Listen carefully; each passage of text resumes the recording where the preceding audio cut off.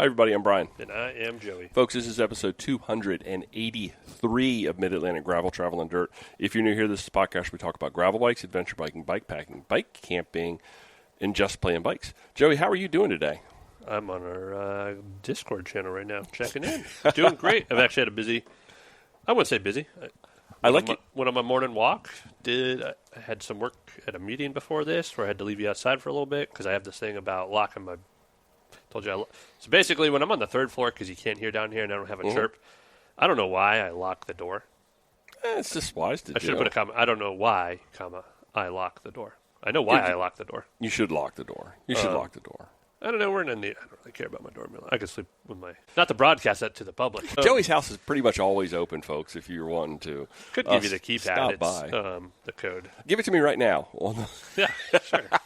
So you just got back from... 6767. You just got back from Caping, right? Yeah, I'm doing good. I was on a call with a couple other league directors, and we have this thing we call the NICA flu. It's not as bad this weekend, but it's the Monday after a race weekend. Where you're just like, I don't think people people that do it, even the volunteers and the parents, and then I think I have an extreme level of it, being a director. It's an event director kind of thing, and like Dave and them can relate, but it's a lot of work. Yeah. I've seen it just once, and I can tell you, I can verify it's a lot of work. Yeah, so we did what's called a coach's retreat, which we do every year. And a retreat is in, like, it's not supposed to be work for anyone, although it's my job, but it's also there so basically what we do is, it's not a resort weekend, although we went to, which technically a resort, Caping, it's a state park, and I'm going to dig into that before I wrap up, but we schedule this out. It's busy for us as staff. Friday, we have an instructor day where we have our own education program for bike skills. We call it OTB. Okay. We have a 101 and a 201. 101 is what you have to take to advance to from level 1 to 2 coaching within NICA, where you learn basic skills. The best people coming into this program are people that don't know how to ride bikes as coaches.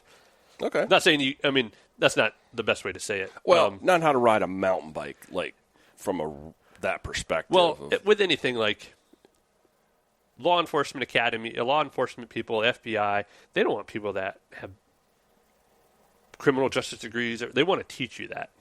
Okay. This is a really off the ball thing. No, you want to mold them into your way. You want to teach, and there's certain things, and you get someone that's been doing it for a while, and they might be a great rider. It might not be the best way to teach kids. Okay. Or be, and this everyone has to take no matter what your skill level is. So, but what we do is we train our trainers. So we had a couple people, this guy John Spark from Pennsylvania, Jess, she's from West Virginia but works for National. So they taught a handful of folks on Friday how to become these instructors. Now, those instructors will work for me at the state level and go around and teach. Teachers, yeah. Yes. And this is all about being a better coach this weekend. The Friday, it's that. I go out there, it's, checking in. I'm going to talk so much about Kikate. We had an amazing cabin at the state park, and I got settled in. I had to do some work. I floated around. I watched. I listened to those people as they did their class. I went to the grocery store. I bought all our groceries for the weekend because we opted to not go out every night, and just there's something that we've been doing, like family dinner stuff that we've loved. And so that's cool. That's great. Friday Friday night was basic. We grilled out bonding, burgers, dogs. Man. We had macaroni salad, chips, actual salad, beer, and we all just kind of hang out by a campfire. And then Saturday was we did lasagna. I bought like 8 stofers, and like we had 2 cabins with like the ovens full, and so I prepped all the food, and then my staff helped me cook and whatnot, and they actually let me ride Saturday, and they did all the cooking. So Friday's that, and then we actually did an OTB class for people to take. So we had another 2 instructors, Deanna, who's my race director, and then Sarah, the West Virginia director. They taught that from like 4 to 7. Then we had a group ride go off at 5:30, and we did a female specific one of the OTB. So we had women from both states come and take that, a little better environment for them, and they crushed it. Nice. And then we wake up, everything starts at 7:30, and we had a great breakfast at the lodge. We did one classroom session. It's called Squaring the Pyramid, about just being better, well-rounded coaches and realizing the grand scheme of things. Of you want to build this athlete for life. Not not everyone's that 1% of the Kate Courtneys, which is great, but I want lifelong cyclists. Right. Like I want that person who can't go play lacrosse or baseball when they're 30, like me. Yeah. I never played lacrosse. Anyone can hop on their mountain bike and go. Absolutely. Like it's that lifelong sport. So that was that. It's like golf and tennis, Yeah. and it's something that stays with you. Yeah, you can do it at any level, and you can go out and have friends, and it's whether you ride a mile or 100. Then we did some we did some classes on how to run a practice, how to incorporate games, and then we did a lunch, and we flip-flopped, and we did group discussions, and then we had mostly everyone stayed, and we did a giant group ride.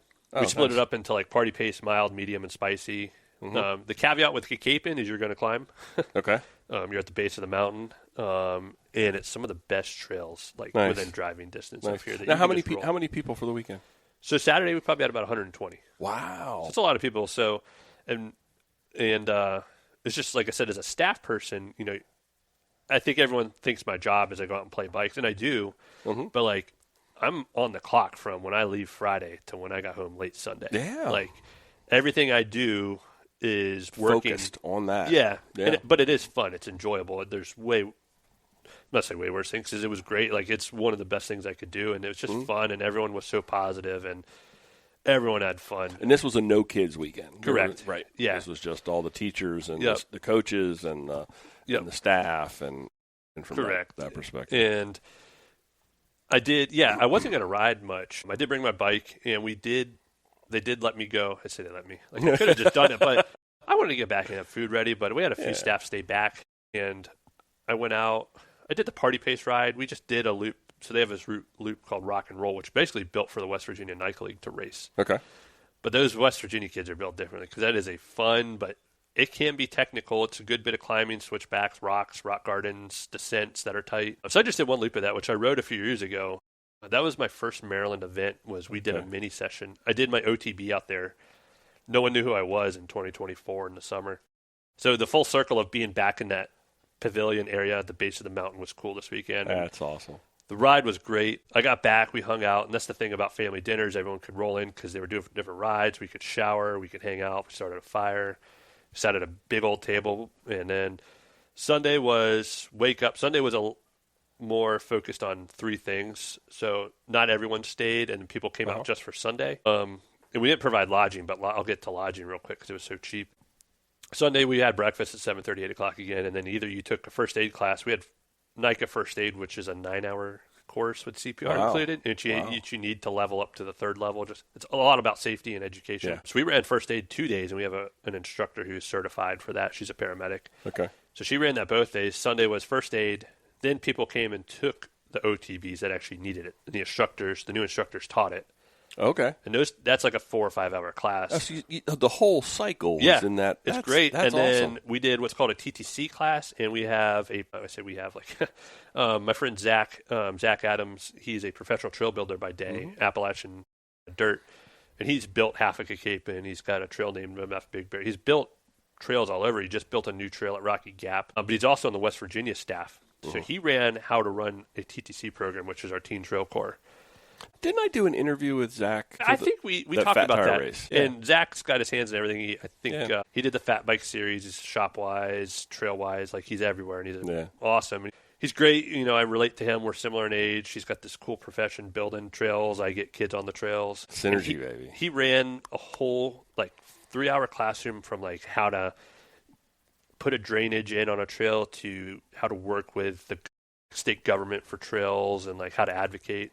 And then they went out and they did a couple hours of trail work on Rock and Roll just so you can actually – a lot of people just dig in dirt. It's done. Yeah, but there's a science behind it. Yeah. And it was so cool to get that level. And then we did that level of instruction. There's so much bench cuts and drainage and everything. Learning gradient and all that other stuff. And then at the very end – and we had a great lunch out there. The food was great. And then we did a coach's race.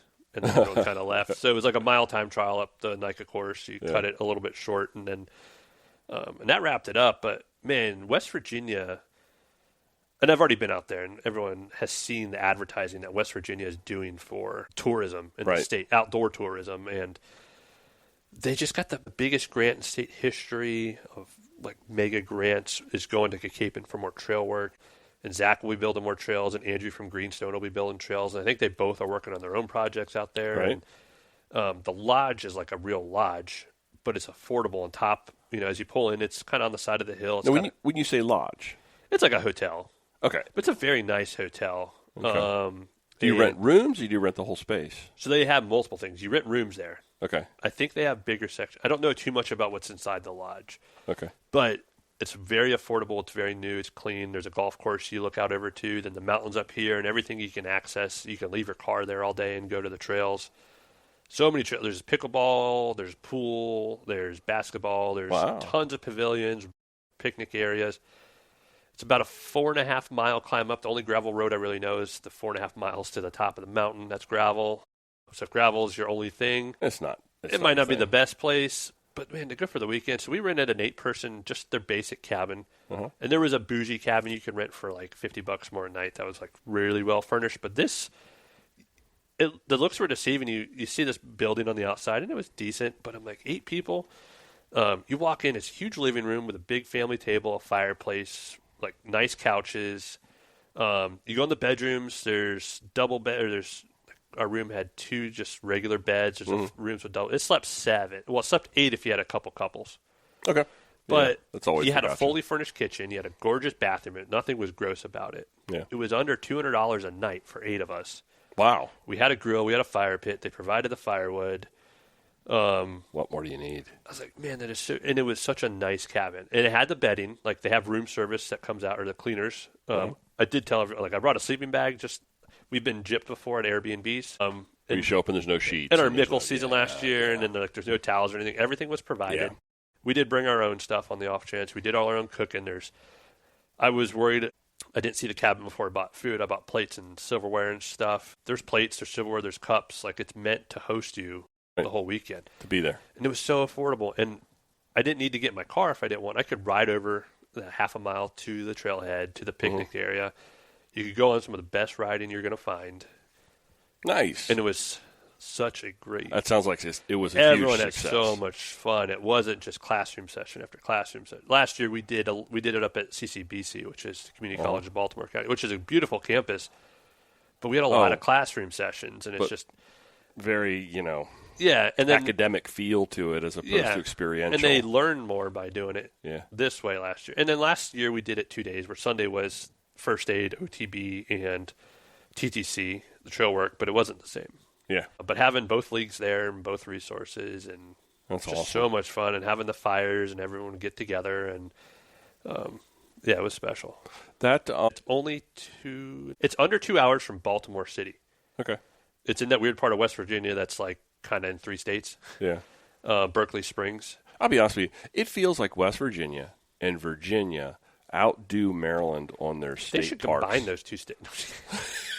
I thought that was like someone was talking about that last year too. I think the big impression that I get from this is that as a volunteer for NICA, Mickle, what is the West Virginia League? What is their acronym? Do they do something different? I know that you have Pickle and then Mickle and just Vickle, WVICL. Vickle.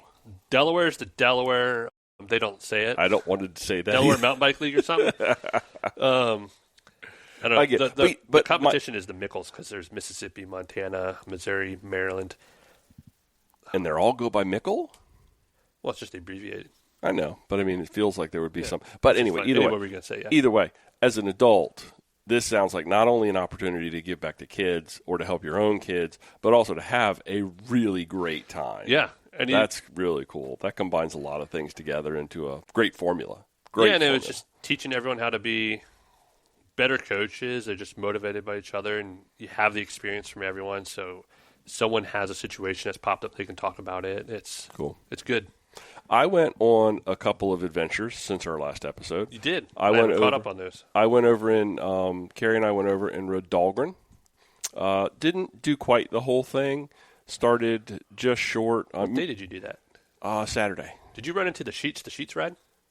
Run? No, that was the weekend before. Oh, okay. That was the weekend before. Gotcha. Yeah, because I'm glad. Remember, we talked about going over there, and I'm so glad we didn't. I didn't know about it until Jess said something. So, do you remember the church? The trail kind of bumps off. You rode off into the middle of a graveyard? Yeah, so we started there because on their website they talk about that's a great place to park. They've got a little nice porta potty that's one of the big ones. When you ride through the woods and you get down to the trail, the condition from the last time we did it, it's not changed a whole lot. It may have matured a little bit. As you get towards the center of that trail, it definitely smooths out, and it feels like the far-reaching ends are a little rougher. I know somebody asked me on Discord about whether or not the railroad ties were still exposed, and I didn't find any of those. Maybe they're on the further reaches. I ended up doing, I guess the whole thing round trip is 32 miles if you were to do the whole thing end to end, and then back. I ended up doing about 25. So I did a lot of it. I did more than what we did going to the western end of the trail than we've done before. But remember how tired we were from how beat up we were? It was like, and we got back to go the other way and no one wanted to. So I was going to ask, like, how did it feel? Because it had a lot of the same feel. It definitely was. I would count that as a trail system that would give you some really good training for a rough gravel event, even though it's flat. Because it's rough. I mean, there's lots of exposed roots, so you're always kind of on the wheel. But when you get towards the center, where I think it gets a lot more use, where that big parking lot is where we parked, I think that's where it kind of, you go a little bit in one direction and a little bit in another, and it's kind of a smoother, more mature feeling than we were there before. But great time. Great time. It's funny because Friday I drove out that way to go to Kikapin, and I went right past the parking lot. We stopped, and I went over the bridge, and I was thinking about Dahlgren. I had no idea you were going to go ride it. Yeah, well, we didn't either. We had some stuff going on in the morning, and then it was like just Saturday afternoon. It was beautiful. It's like let's go there. Let's go there and do that. I don't want to do whatever. And it was nice. It was really great. And then yesterday, Phil Smith and I went out, and you know Phil. Listeners probably don't know Phil. Father Phil? You want to call him Father? No, Father Phil. I was Phil. Thinking Fresh Prince. Uncle Phil. So when I say Father Phil, yeah, sorry. There's only one father. That's Father Dave. Phil and I rode out to Denton, and I took the route that is the Scratch and Denton gravel grinder, which is a great name. I took that route because the way that they've got that route laid out, there's not a lot of services, so I modified it a little bit and did the bottom loop kind of backwards and changed it up to give us a Royal Farm stop right in the middle of the ride. But we started at the visitor center in Denton, rode through town, beautiful little town. You've been to Denton. Beautiful, beautiful little town, maybe, 5 blocks long and 3 blocks wide, something like that. Yeah. Just gorgeous, right on the Choptank River. So we started right there on the river. Visitor center had ample parking and bathrooms, fantastic. And then we rode east and did the top loop, and then we did that bottom loop with the Royal Farms. I've got some pictures and the route link and a whole route report on the Discord channel. So for our Discord friends, check that out. Come over there. And you'll find all of that. It was 52 miles with a whopping 400 feet of elevation.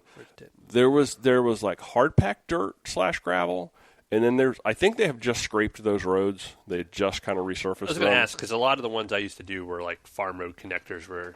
These were all roads. There was nothing that was sort of like a farm road that you would not necessarily be allowed to be on. There wasn't much traffic. The roads are very quiet. It was about 60-40 pavement unpaved, but I believe that number, it's always kind of weird with ride with GPS. It doesn't quite get it exact. I have a feeling it felt to me more like 50-50, but I think a part of that on those rides is when you're on that dirt, especially that sandy kind of. There was a couple of roads that were very, very soft dirt / sand, and my 50s. I'm going to do a long-term review on my American Classics. Now, you actually might have a long-term review. I've got over 500 miles on those tires now, and I've ridden them at 40, 35, and 30. 50, and you've done a 50 for 50 talk. Oh, yeah. Yeah. But I've got the route report, and I'm going to do a follow-up on those tires. I've been very pleased with them, to suffice it to say. They performed beautifully yesterday in that soft sand. Those 50s, if I could have actually probably dropped the pressure a little bit lower than the 30, gone to like 27, somewhere in that window, 27 and a half, right in between that, and they probably would have done even better. They rolled fast on the pavement. I do feel the wind on them. Believe it, I really do feel the wind on them. I mean, that's a wide surface area going into a headwind. Feel the wind on them, but they don't bite that much, but they float right over top of the sand. I only had like one section. And I think that was more because we were going into a really strong 20-mile-an-hour headwind.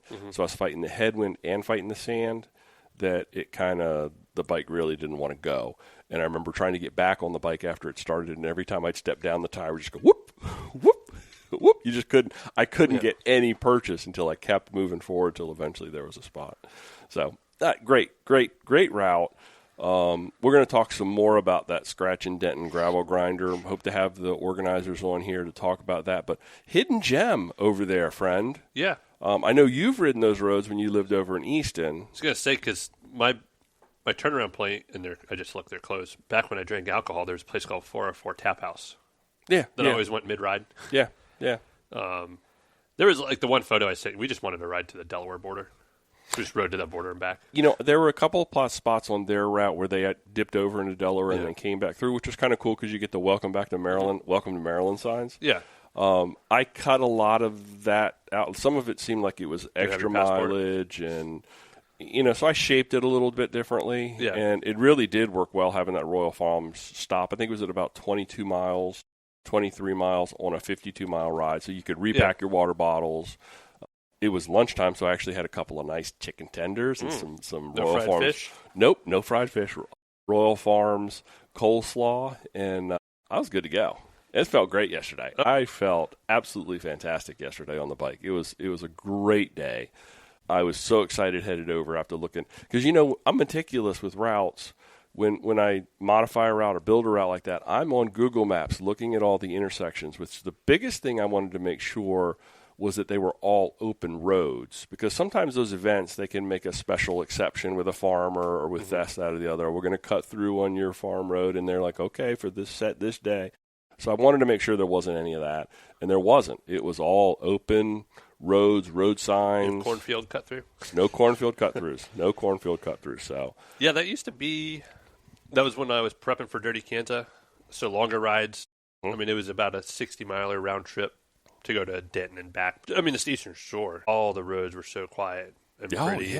Yeah. You get a few that are kind of straight, long stretches, but nothing bad. And there's some roads that you ride down, and you're like, man, this is kind of gorgeous. Yeah. And you never know, because you're on 50 or something over there, and you just ride by past it. Yeah. And there were a couple of spots where the road came up to the highway, and then we paralleled it for a little bit, and then we went right back off. And even though there were 2 or 3 spots where we were on what I would call busier roads. They weren't really the highway, but they were busier roads. Mm-hmm.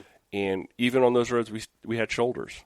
So it was either a tiny, quiet country paved road, tiny, quiet country dirt road, or a road with a few more cars and traffic, but you had shoulders there. It's just really just a fantastic, fantastic route. They've been hiding that little gem over there, because a lot of the segments, there was nobody had ridden them, so I felt real good at the end. And you guys took all the KOMs. I was like, whoo! Felt real good at the end of that ride, and then I looked at it, like, oh, you're 4 out of 4. Yeah, yeah, good job. The shore's pretty to ride. Yeah, it was gorgeous. What time did you guys leave and come home? I think we left about 8:30 or 9 o'clock. So you missed morning traffic. Yeah, and then we got home. We probably had a little bit of traffic coming home, but we didn't have any issues. It wasn't bad. We were home by like 6, I think. I pulled back in the driveway. It's only about an hour and a half, maybe hour and 45 minutes, because you go across the bridge and then you go to the 404, and then it's only like 10 or 12 miles to Denton after you make that 404 split off of 50. So it's really close by. Closer probably than even like Easton or St. Michael's maybe. Easton's a solid 2 hours, because I used to date a girl over there when I lived here. Yeah. Who was that girl's name? I can't remember. I don't know.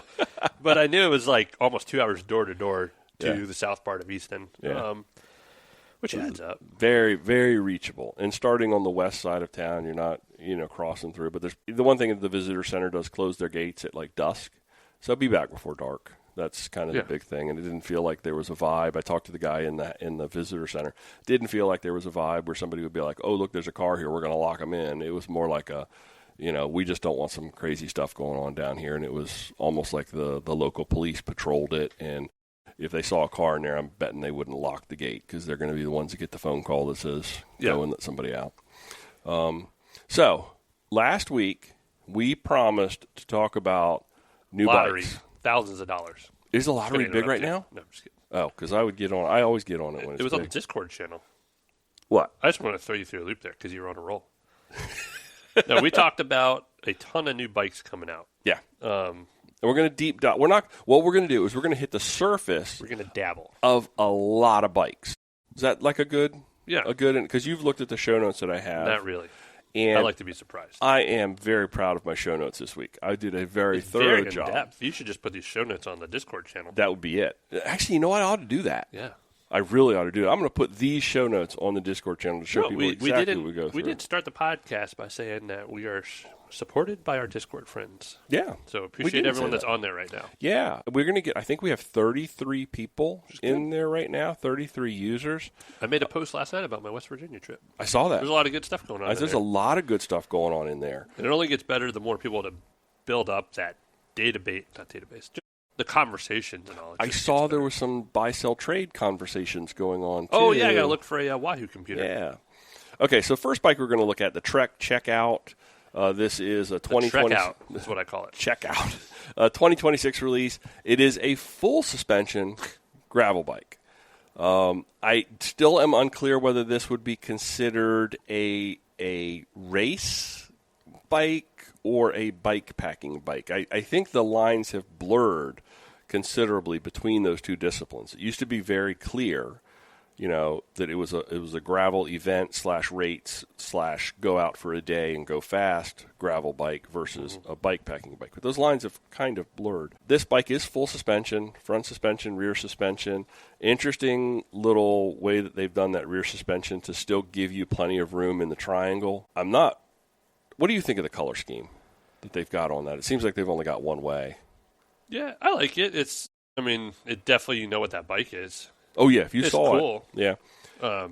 I liked the color first when I saw it. Okay. I like that Celeste. I guess you can't really say that legally. I don't know what they call it. The minty fork. Mm-hmm. I've always liked that color, and the pastels are pretty. Yeah. So it does come with a rear rack system already in place because of that rear suspension. Yep. And I have seen some reports from folks where they're failing, but I think they'll fix that. I mean, it's new. Anything that's brand new, first generation, you're just going to have things that go wrong. So I'm not going to hold that against them. I'm sure they will fix it as it moves along, and I guarantee you that they will take care of customers that have had problems with it. That's just Trek. Yep. I don't think there's any worry about that. I'm not sure the pricing says I've got like a ballpark between $6,000 and $9,000. It's expensive. That's a fairly expensive bike. It will clear 50s with that full suspension. I think it's going to be a very comfortable bike. I believe. Let's see. I believe. See one. Any more questions on do you have anything else on the checkout that you would like to share? I'm looking at price. I was listening to another podcast the other day, and they were doing I was listening to an old holiday gift guide from last year. Huh. And while the guy was doing the podcast, the price changed like 3 times on Amazon. It was like a pair of headphones, but so you can there's different levels. Yeah, I'm not trusting the pricing on some of the things. There's a refurb one right now, an extra large for $4,100 somewhere on the internet. But I've never seen the black one. I hadn't seen the black one either. I think it's cool. I think we talked about this before, and there's been other full suspension. Niner, I think, did one of the earlier drop bar full suspensions, and now that people are Frankensteining like Super Cowls from Trek, which is a short travel XC bike with drop bars, and the Epic World Cup, and even the regular Epic for these mountain bike races like Leadville that you almost need a bike like this. But I think the name Checkout is more, like, to me that sounds like you're checking out for the day. Sounds like a bike packing and it sounds like a bike packing bike. Like absolutely, 100%. 100%. Sounds like a bike packing bike. It's probably a great endurance. Long event. Unbound and something, a few hundred miles. That's rough roads out there. Especially if I mean, let's face it, there's not many of us that are tip of the spear. And a lot of us are the feathers on the back of the arrow, and I don't know. I literally was like the back feather at Croatian.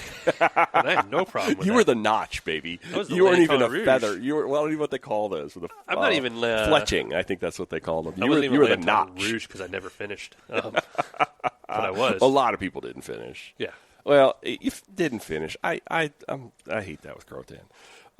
Okay, so that's Trek. Specialized has a new Diverge, Generation 4 of the Diverge. I like that they're staying Diverge and not mixing it up by trying to throw new names at you.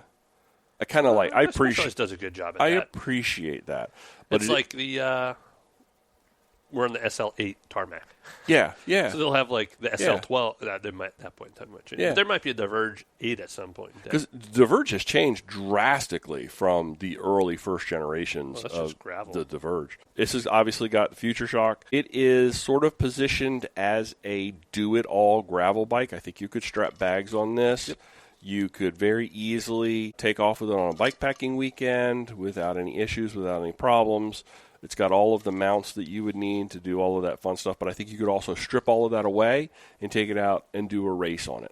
It's got clearance now, and this is one of the first, I believe, alloy frames to include the in-frame storage, which is appealing. Yeah. It's appealing. So you've got a little bit of compliance with that Future Shock. You've got some storage on bike. You've got plenty of mounting points. Definitely look at the Diverge if you're in the market for a drop bar gravel bike / bikepacking rig. If you're looking for that one do-it-all kind of bike, it's definitely a bike to look at. It's not bad. You get some bang for your buck. Yeah, absolutely. And you get the support from Specialized. Now, Salsa just released the Flyway. This was back in March, so but I mean, still, that's relatively, we're the second week of April. The cool and the not cool thing is between the Diverge and this bike. Okay.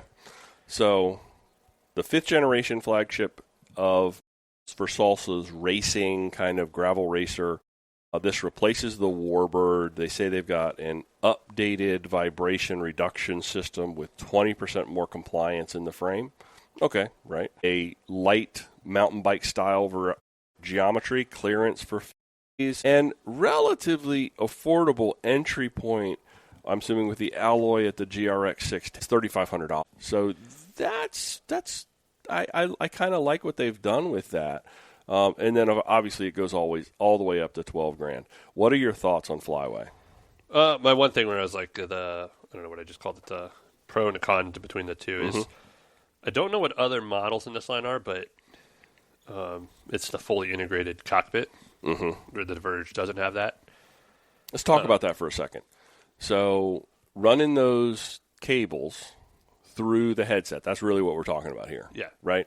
No cable sticking out. No cable sticking out, which is a very clean look. Man, if aesthetics is your thing, great. Yeah. But, man, it sucks to have to take a bike to get service, and they've got to rip your entire headset apart just to replace some cabling. And I think in 2026 people are accustomed to that. The early days, people would freak out when you tell them it was like $200 to just change your lower headset bearing or any of that. The one thing that I like how clean it is when you're riding it and looking down. I actually have grown to like it a lot. Okay. And when the thing I look bikepacking wise, it does make it easier to mount stuff. Bikepacking wise, the thing is, if there is a failure, it's very small though.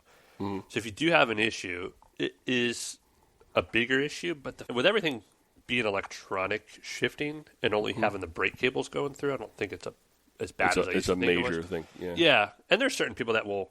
It's like Steven the other day from Rodeo Labs. He threw it on his. Well, don't dip into that yet. I want to talk about what they're doing. He threw it on his Instagram about he's done enough ultras already and had experiences with electronic derailleurs. Not related, but like he said, he loves this derailleur. Just when he does an ultra on, he's got multiple bikes. He's going to run a mechanically shifting. So like he's playing an ultra stuff versus regular. And what they've done with the headset on the Flanimal is super cool. We're going to talk about that. I don't want to talk about that yet. That's not going to the rodeo, but like the few times that someone might bike pack like us and the issues you might have bike packing, like that's not going to be a decision maker for me it's anymore. also where we bike pack. If you're going out and you're doing the divide, you don't want an electronic shifting bike because if that... Yeah, you don't want integrated stuff. Yeah. But I do think now that even as a mechanic... But it's cool. Like I said, mountain bags and other stuff. It's just a cleaner setup. You've got a different lens though, being a mechanic. Yeah. Because that's something you could look at and go, oh no, I got to take that apart. But they've also come a long way with how they route them. It would really suck to spend $6,000 or $7,000 on a bike, and then within the first 6 months, you got to take that bike to the shop and sit there saying, well, here's your $500 bill to rip your headset open to replace and fix this thing, which is something that happens, and it's not a fault of the bike. It's not a fault of how you ride it. It's actually a good sign, meaning you are riding the bike. You are working the bike. Yeah. You are actually getting your money's worth out of it. But, man, it sucks to go back and get another $500 bill on a $6,000 bike that's less than a year old. So, That's extreme, but yeah, it could be reality. Like Could be a someone that reality. sweats a lot. Just know it. My I think friend Rob used to sweat so much. He was the first person I broke it to, and he freaked out. And now he's used to it, and he actually takes care of it. Well, I haven't worked on it well, but he actually takes care of his bike. you might take care of more, and you might actually learn how to do some of that stuff yourself instead of actually getting that bill. Yeah. So let's dip into the what I'll call entry level for those folks that are maybe gravel curious.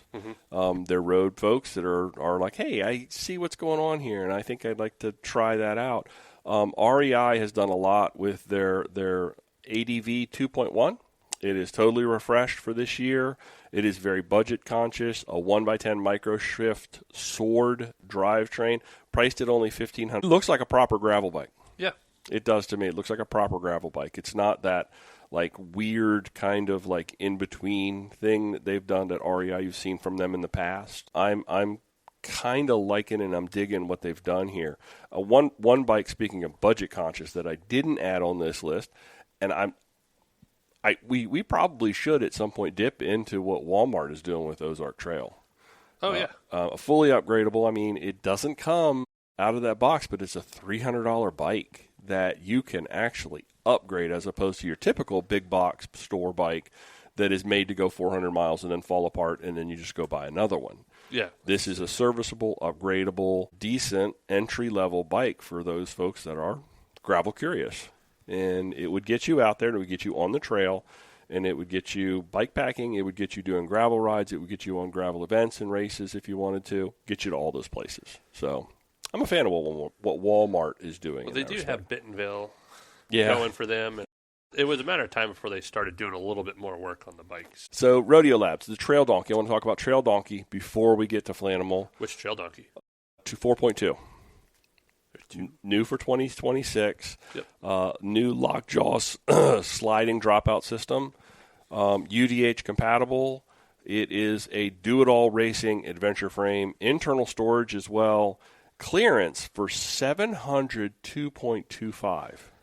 And welcome to America, friends, where we stop measuring things in millimeters at 50 and then begin to go to inches somewhere else. Yep. That's going to measure out to probably about a 56, 58, somewhere in that window if you want to keep it in your mind as to what it would be. Well, take that with a grain. It depends on what tire manufacturer and what wheel rep. I will, like, and people that have been around for a while, like Rodeo, and they'll know, Rodeo Labs was so ahead of their time on everything, and tire clearance being one of them. Yeah. Like, so it's... Now, they're doing something with the Trail Donkey and the new Flanimal that is something that we just talked about with the cable routing. You can do seamless routing, internal routing. You can do a combination. You can go all the way back to traditional routing, all on the same build, depending upon how you want to do it. Because the owner knows what he's doing. He rides bikes. But you know what? It's ingenious. It's like give the end user the option to have that bike configured the way that they're comfortable with. I just think it's. They started that on the 4.0. Okay. When like 2023.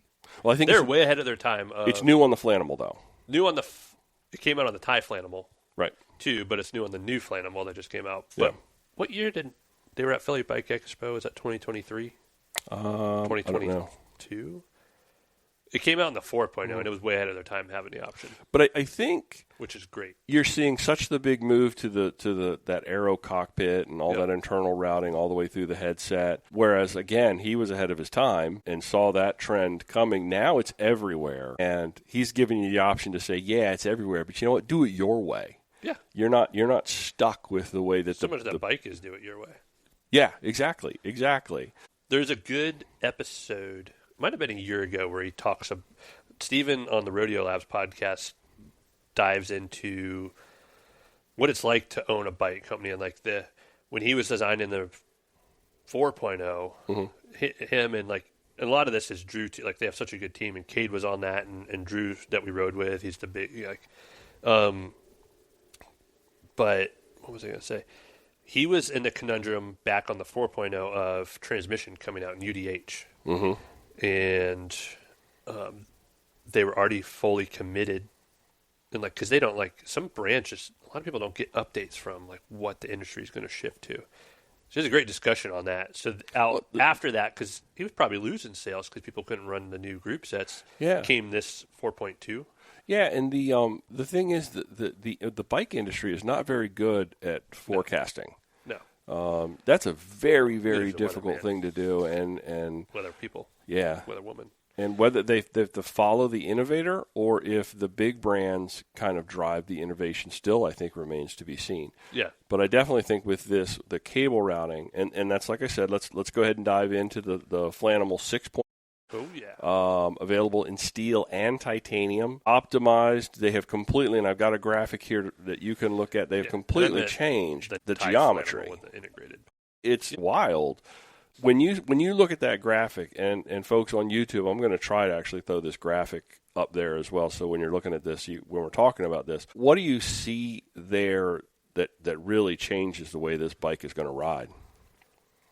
Well, it's a little bit longer. The trail of it's a little bit longer. The angles are different. It's tweaked a little bit with the angle. So, is it got a little higher head tube? Yep. Part of it's cut off. I mean, aesthetically, people are going to see the drop chain stay, or the drop seat stay. But they also took the yoke away, which was cool. They did that on the Thai one last year. But yeah, the overall wheelbase is just a little bit longer for the same size. I like the sliding dropouts on the 5.0, but I like the sliding dropouts they've been using on the new Trail Donkey 4.2, the new Flanimals. Now, pretty cool. A sliding dropout that's also UDH compatible. Yep. Is that what we got here? That's unique. Because I mean, you could. Oh man, I should probably buy those soon. Paragon Machine Works. Were they using Paragon? I could buy a sliding UDH dropout for my 5.0. Okay. From Rodeo. Got it. But no, it's cool. It's also Spork 4. Yep. Which I think I don't really understand the whole differences in the Sporks, why the Spork 4 upgrade, but I know that one of the things that the Spork 4 does is it allows for self-connecting dynamo hubs. And I know you love your dynamo hub, and that's something from a bikepacking perspective. We ought to talk about lights again at some point, because I'm sure there's been a lot of changes in a ton in lights since the last time. I don't want to be the one to talk in depth about dynamos because I'm not the best. I know. Folks know what a dynamo hub is. Yeah. And I think a lot of people are scared of them because it's like, there's wiring and there's this and there's that and there's got to rebuild. Mine's always on my bike. Yeah. Well, on that bike. Yeah. And there was a challenge. Actually, Rodeo made it easy. Like their other sporks were dynamo ready, but you're fishing a little bit to get the route piece through. But that's not. I'm just used to it. So yeah. But with being the 3 eyelets. Self-connecting dynamo hub system and tires. I never looked at that. What does that mean? I don't know. Okay. I just know that was what was in their marketing. Okay. The conundrum it's a SOL system. SOL. I wonder if it's like channeled. Like I said, going back to that is when you put the 3 fork mount pieces on each side of the fork. It's not just a clear shot to get down there with your feeder piece. Okay. And you're not just going to just take your dynamo wire and feed it through there. You're going to send a feeder through and then connect it to that. Okay. But it's not a straight shot because you're working around each one. See, which wasn't a problem. You had to have a little patience. This is where your lens is different than everybody else's. But it's clean and it was easy to set up. And even on the previous Sporks, and Jess has the newer Spork before this one on her hot. But I don't know, just having a brand that has that already ready to go so it's clean and you can wrap your dynamo you could take it on a regular bike if you wanted and wrap around your fork. You just have all that cable, and this is just that's one place I don't think you want a lot of loose cable. You could wrap it and then you could tape it. But then they showed it on their Instagram the other day. I think with the new Flanimal. Who has it? Someone has. I gotta find it. A seat post clamp with a built-in dynamo light for the rear light. Okay. And you could run the cable. Like they have all these Easter eggs in their bikes. That no one else does. Yeah. Or not many people do. Yeah. Your smaller niche companies will probably actually take care of you. But it was so cool to see that. It was so clean. The seat post clamp was there, but the back of the seat post clamp was a rear tail light. Okay. And it was dynamo based, I believe. Wow. Because I run a rear dynamo. I got to reconnect it. Because you can run rear dynamo tail lights too, which I like because you don't have to think about it. But there's so much cool stuff. I wish my 5.0 wasn't just. It is Matt's bike. It's really hard for me to... You could sell it back to Matt. Maybe. My problem the rodeo problem, and Steven's okay with it, is like, and I don't want to be that. I do it with bags. Like, we all have bag problems. The only reason I don't need to upgrade, but I want to upgrade. Yeah.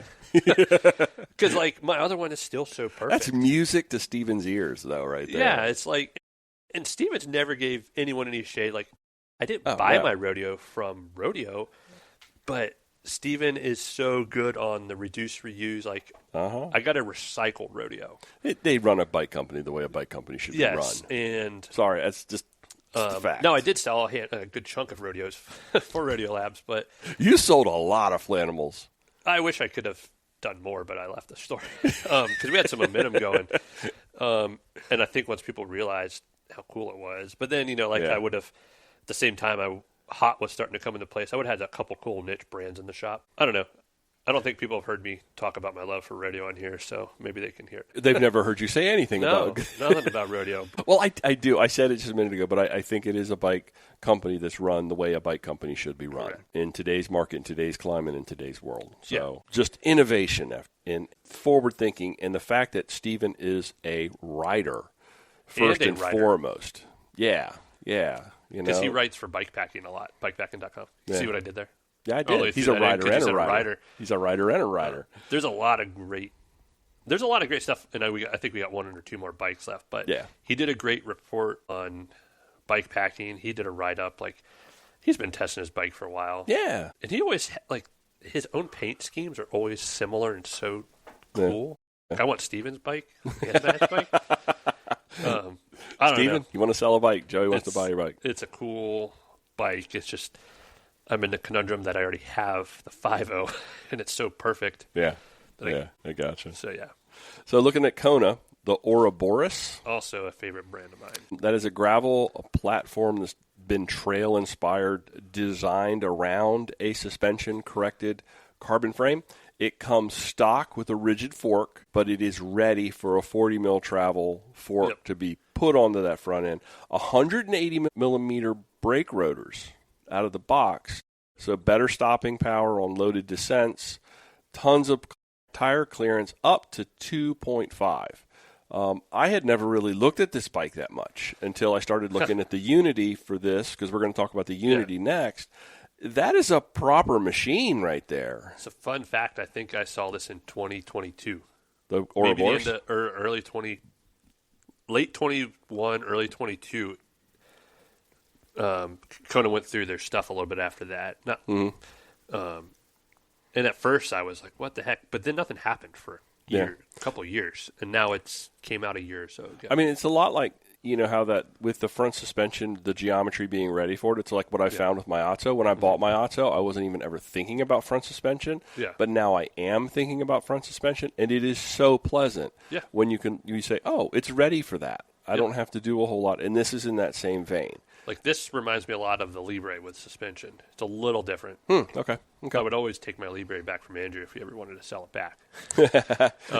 But no, this is a cool out-of-the-box bike. Build, You could go. It just looks sharp, too. And there's something about it, the aesthetics of it, I really like that. And of course, all of these bikes you can get in multiple drivetrain configurations, across the board. Different iterations of fun. Now, this is an iteration of fun. Our next and last bike, which we started to touch on last week, the Kona Unity, which I love because they had the Unit X, and then this is the next one, which is the Unit, which would have been the Unit Y, but they just went ahead and used the word Unity. That's just clever, and I like stuff like that. This is an official add to the 2026 lineup, and it was just launched like literally 5 days ago. I went on YouTube, and there's only like 2 videos. It launched like the day before our last episode or something. Yeah. It's a mullet style bike, so you've got a 27.5 in the rear and a 29 in the front. It is designed to carry heavy loads. The most unique things about it, in my opinion, are the crazy bent down tube, which opens up your triangle. In one of the videos, I saw somebody actually stepped through the center triangle. The bike was sitting on a stand. You could actually step through, and I couldn't do it. I don't know if you could do it. There was somebody out there that did it. X.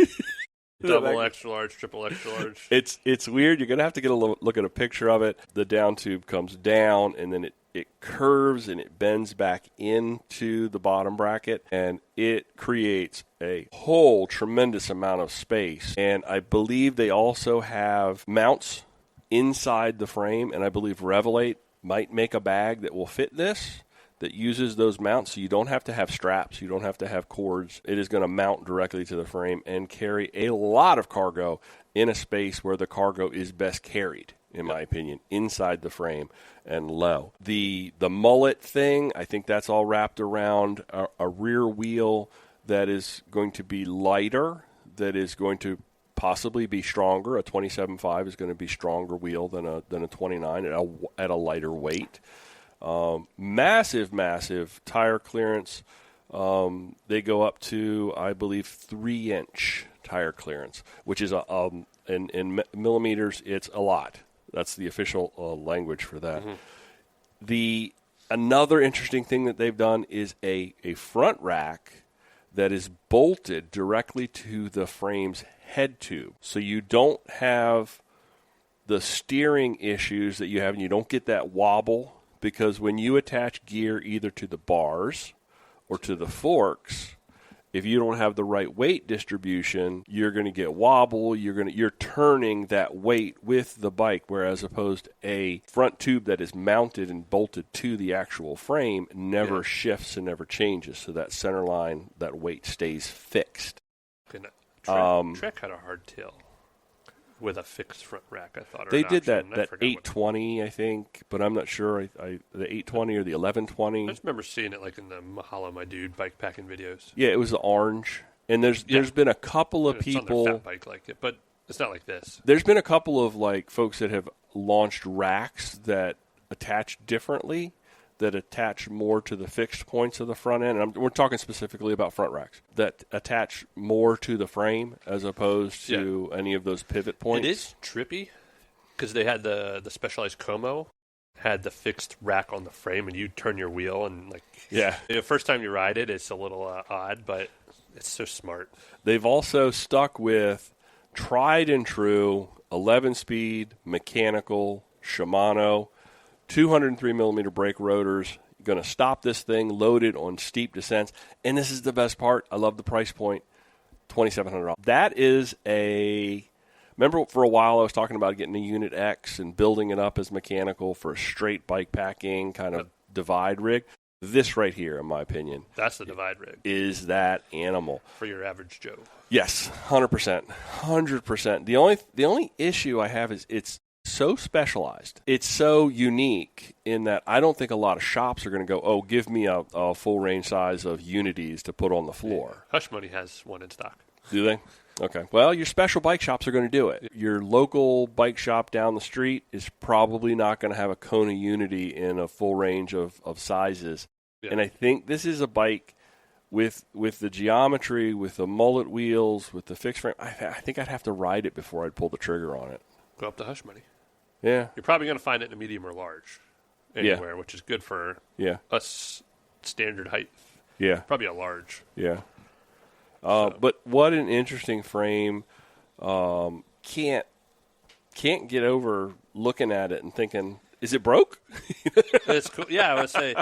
But it is cool, and I think I put the bug in your ear during or before our last episode, and I think this is the one you text me about. Like, thanks. Like, yeah, thanks. Now I want a new bike. Way, yeah, now I want a new bike. It's cool. I just like it is specific purpose. Yes, it is not a bike that's designed to go out one weekend and ride Croatan. Although you could. I could ride Croatan on this. Yeah, you could. I'm gonna do Croatan on my clunker next year with Carl. Yeah, we're both gonna be the clunker brothers. Oh, nice. I don't know. I just think nice, but nice. No, much like on a different scale of how I love Rodeo Labs, and I've said it on here. There's folks on here that understand it's like the history and everything with Kona. Mm-hmm. I love that brand, and I love it. I love that it stayed around. It came back. We were all worried. Two of my 3 everyday bikes were my Konas, and I still have my old Fire Mountain from the 90s on my wall upstairs that I want to ride soon. And I love Kona as a brand. Like Kona and Salsa are cool. I lean towards the Kona side because I look at them very similarly. So you can't go wrong with either. What a unique bike, man!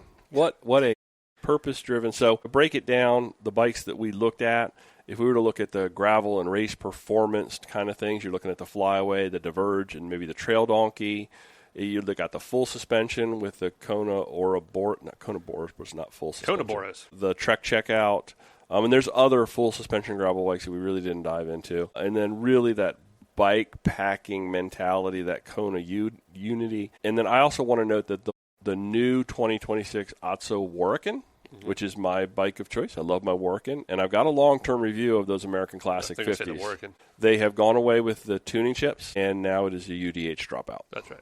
So I'm not sure I'm crazy about that because I love that tuning chip. I love that it's not sliding, so that you don't have that weird issue of that. You've got 3 spots that you can put it, and when I put those 50s, and I got the middle tuning chip, so it's a flip chip, which goes 20 mil, and then there's a middle chip, which is a fixed position. You don't flip it, that sits in the middle, obviously.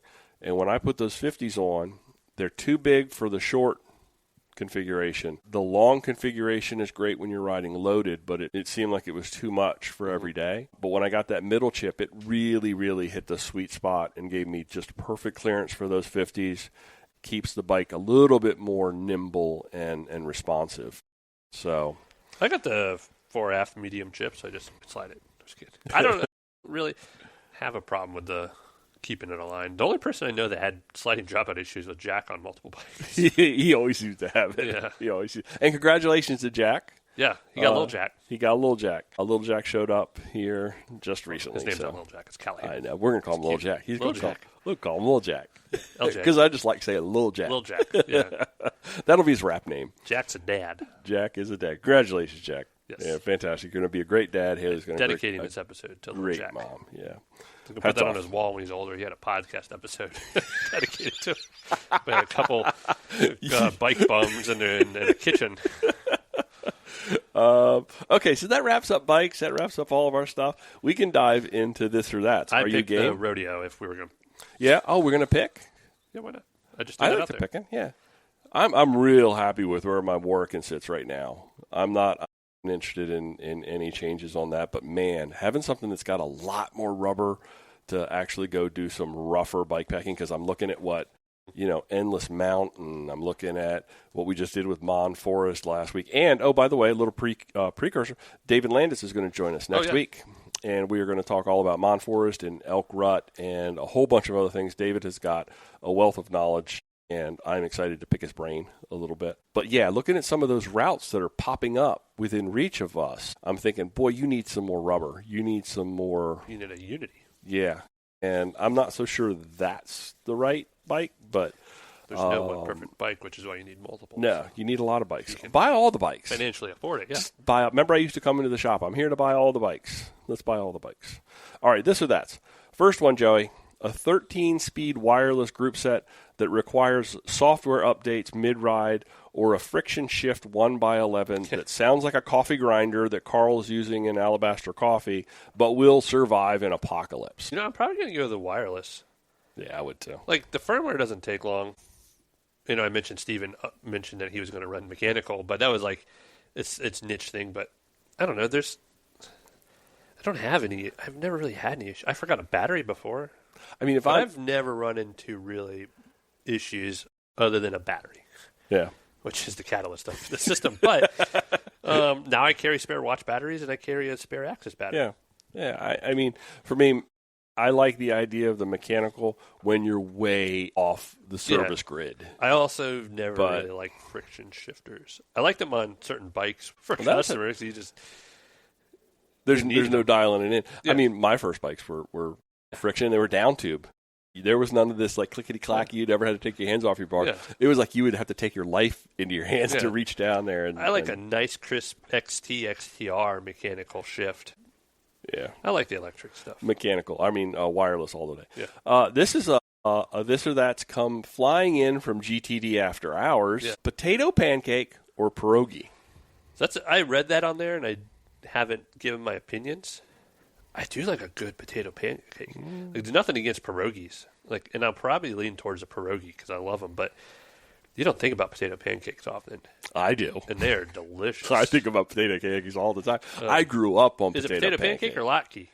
No, I grew up on potato pancakes. The leftover mashed potatoes from dinner But the isn't night a before. latke the same? I have no idea. Because I thought that was That's a Jersey- fancy word. I Oh. wouldn't have a fancy word like Okay.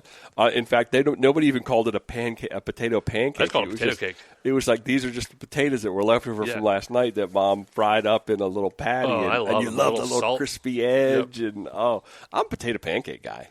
I do love pierogies. I hope that nobody gets offended No, I'm going to go pierogies. or slighted. Okay, you Can't go really pierogies. go wrong. Yeah, And the stuff you can make a pierogi in anything. You can put oh yeah, anything in it. You're making me hungry now. Okay, third one. Finishing a race in the top 10, but having 0 photos of any of the race of the event or the scenery. Or finishing DFL, but having a 40-minute vlog, 100 photos, and a new best friend that you didn't have before you started the ride. Well, I don't watch anything over 22 minutes for vlogs. I am like the last part of that one. Without the vlog part, like Croatan, when I accepted that, my heart rate was not going to come down. I took photos. I stopped off. I watched the fire. I met some people. Nothing wrong with it. No. I've never been the mentality of that first part. Yeah. Well, I don't have the ability of that first part, but I do sometimes get caught up in the not the go fast, but I do sometimes get caught up in the it's a race. Yeah. And then I realize you don't got it. And Yeah. I don't know. I'm never going to have a top 10 finish. Those days are behind me. So I think I'd You much got to rather- age everyone out. Yeah. I'll be the only 80-year-old out there. Man, I've said it on here, I think, but I've worked some big bike races before, and I'll never forget the one Masters Nationals I worked, and that team geriatrics. But watching the age group races for that, and they get into the 80s, and the fitness on those guys and girls is amazing. crazy. So much respect for them. You know what has me super worried right now is I'm about to age into the same category as Larry. That scares me to You're death. definitely not that any scares me. podiums there, but like, Well, Larry is the podium. If I catch his wheel and I somehow get him to like suck me along, I You could throw a leash around his seat. maybe pick up something. But I think we're both in the camp of I'd much rather I enjoy think the that's ride. no offense to our listeners. Who race? I think that's a good Nothing chunk wrong of with our listening base is they're riding for fun. There is people that race, no doubt about that. Oh yeah, and there's nothing wrong with it. No. Nothing wrong with that. But I think the vast majority of us are out there to enjoy the day I and mean, compete if I- against ourselves. Yeah, Not necessarily compete against some other you people. compete against yourself. I mean, me cutting myself and having a podium or doing something like I'm going to tell my wife. Oh, when was the last Look, time you beat yourself?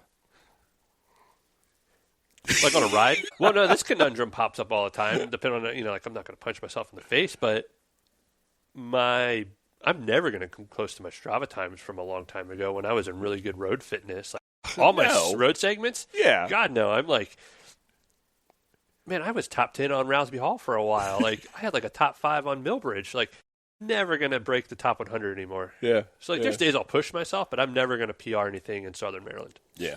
Yeah, there's just it's Unless I dedicate. I remember a it lot used of to be time. you go back like 9 or 10 years and we finish a ride and everybody be like, "Oh, PR Oh, yeah. this. I did We're a 3." We're sitting after a Thursday yeah, night and ride everybody's and doing it. And now it's like I go on a ride and it's like, nothing. And I was so excited yesterday. I honestly don't even look anymore. I was so excited yesterday when I saw all these trophies and a KOM pop up, and then I opened it up and looked at it. It's like your KOM. There's 3 people that have ridden that segment. Which okay, is more props though. Yeah. 'Cause no one else has ridden it. But yeah, anyway, that was a side tangent. yeah. Okay, last one. Finish bonked, but crush a huge meal, or pace it right and just nibble like a snack guy later on a head of lettuce. I've finished bonked and ate a huge meal after.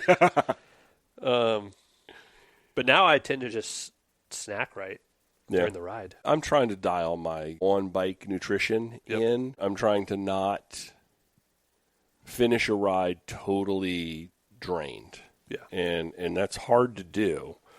I think it's a You've really been with me when I've drained myself. I know. And then we eat fried fish mid-ride. And, The only 2 times I know I really bonked was, and they were stupid rides, is in like our canal day when we went way further than I thought, Yeah. and we shared a goo and a couple pickle pieces. I don't even know why we ended up going so far. And I just kept following you. Okay. And then the NCR one where we had poke. But we went and we got a healthy amount of Mission Barbecue after that one, which I love. It always tastes better. That poke And after then the the poke. other. Yeah. Those are my 2 like bonks. Hard bonks. Yeah. I'm not sure and I knock on wood. I don't know that I've had a real hard like I am done kind of bonk. And the only time I've seen you in my time with you, like all my time with you, was that last day because you had your single speed. The last day of Florida 3 years ago. Yeah. You just have always been this machine. Yeah. And I won't even say that was a bonk. I just know you were worn out. Yeah, it was tiring. And that was like, it was taxing. That was the one day where I was like, oh man, Brian's human. Yeah. And you did eat. I remember you ate 2 breakfasts at McDonald's. And then like 10 miles later, we ate like another meal at Dollar General. Yeah. And then we got back, and then we went to Waffle House. And then we went back and went to dinner with Dave and Celine. That was like a 10,000 calorie, 15,000 calorie day. And it still didn't feel like it. You're always a freak of eating and not drinking. I don't As in, know. like, you're the diesel truck. Well, that's what I'm trying to fix. I'm trying to figure out if there's a way that if I'm more conscientious, I'm being more conscientious of my water intake. I'm being more conscientious on the bike of my caloric intake, managing it well, not stuffing with empty calories. And then, because there are empty calories, you don't drink them, but a Coke, a little mini Coke at mile 60 or 80 hits the spot, man, just right. So I'm trying to work better on that. For me, I am working towards trying to pace it just right. And I did that yesterday. I did yesterday out in Denton. I felt like I did really well. I had snacks that were on the bike and ready to go, as opposed to depending upon solely what a lot of times is you guys will set out on a ride and you'll have your packs full of stuff. And it'd be like, you got your gummy bears and you got your nerd clusters and all this kind of stuff. For me, most nutritious. No, I've also ridden with Jack enough, and Jack, if he listens, because he's a dad now, I don't know if he will, but like I always keep my Jack stash. I don't tell anyone about. So if you need a little sugar, sugar hit. Yeah. I've always been the guy that will just set out without anything in the bag. And so now I'm trying to be more mindful more mindful, more demure. Yeah. And plan. You got a lot of bags. And I do have a lot of bags. I should put all my bags on the bike one time and see what it looks like. I was listening to another pod. It's not just bike people that have bag issues. Oh, yeah. I mean, I got all kinds of bags. Yeah. Like, there's bag addiction's a real thing, not just in bikes. Yeah. Like, every day. Yeah. So. Okay, that's all of our this or that's. You ready to shut this thing down? I think it was a fun episode. Thank you for sharing all of what you did out at Capon. I think that really sheds a lot of light on NICA and Mickle and what you guys are doing, and then it's a great way to have a good time. Yeah. Everybody, thanks for listening to this episode of Mid-Atlantic Gravel, Travel, and Dirt. Joey, how can folks get in touch with us? GravelTravelDirt.com is one route. The second route out of 3 is Mid-Atlantic GTD on the gram, which I'm still banned from. And then we have our Discord channel, which is up and coming and growing like crazy. You can find that through those other 2 pieces. And like I said, the more folks, the better it stirs up conversation, and it's the way to support the podcast now to keep us rolling, because this ain't free. The way to find that is to go to the website at graveltraveldirt.com. Right there in the center of the screen, under the big, you can't miss it, is a big button to join us on Discord. The key to that, friends, is to have an active Discord account before you try to join our Discord server. That solves a lot of headaches, but there are ways around it that we can help you through it if you get stuck in that, because Discord for a lot of folks is a new animal. But think about it as a vetted, safe space with a bunch of like-minded people. And like you said, it is the way to support the podcast. Even if you think Discord is not necessarily for you or you're not going to get anything out of it, but I think you will. But I think you will. Instead of just asking for money, because it ain't free, it's one way to get something back. Yeah. What we're going to start doing is we're going to organize little meetups. In fact, Casey has already organized one for coming up in a couple of weeks, which is going to be a great time down in Warm Springs, Virginia, with some great gravel and some riding. And we're going to start doing meetups at events that we're going to organize through there, the events that we go to. Talking to some event directors now to try to get some entries to give away to our GTD After Hours subscribers. So there's a lot of bennies that are coming back to you that way. And I'm about to ship out the first bunch of the 20 T-shirts for the first 20 folks that came in. I'm noodling some ways to do some more fun giveaways. The difference between what we're doing now and what we did with Patreon was that we were trying to be on a schedule with Patreon, and I kind of want to keep things a little lighter and just go, hey, here's a sticker drop. It's coming your way. And I just need some contact information to send it. So I'm excited about it. It's been a lot of fun for me, and it's been a lot of fun, I think, for you. And we've had some great conversations with some listeners that we wouldn't have been able to connect with in other ways. I mean, sure, they could have emailed or they could have come to us through Instagram by sliding into the DMs or whatever. And I typically respond to all of that. No, but I suck at both. Well, but I don't. Oh, no, but everything's... I try to stay on top of it. And a part of it is I'm finding it very fun. Yeah, because it's a different scroll experience. Mm-hmm. It's a different place. And one of the things I think I got to figure out how some advice to give to new users. We have so many different channels inside the server, and I don't think like you experience where you come in, they're not all available to see at the front end. You have to kind of open it up and go to the turn on all new channels. I need to find a better way to inform people on how to do that. So we got that coming. Thanks for riding along this week, and until next time, do good, be nice, go slow, respect others. Love you, bye. Love you, bye.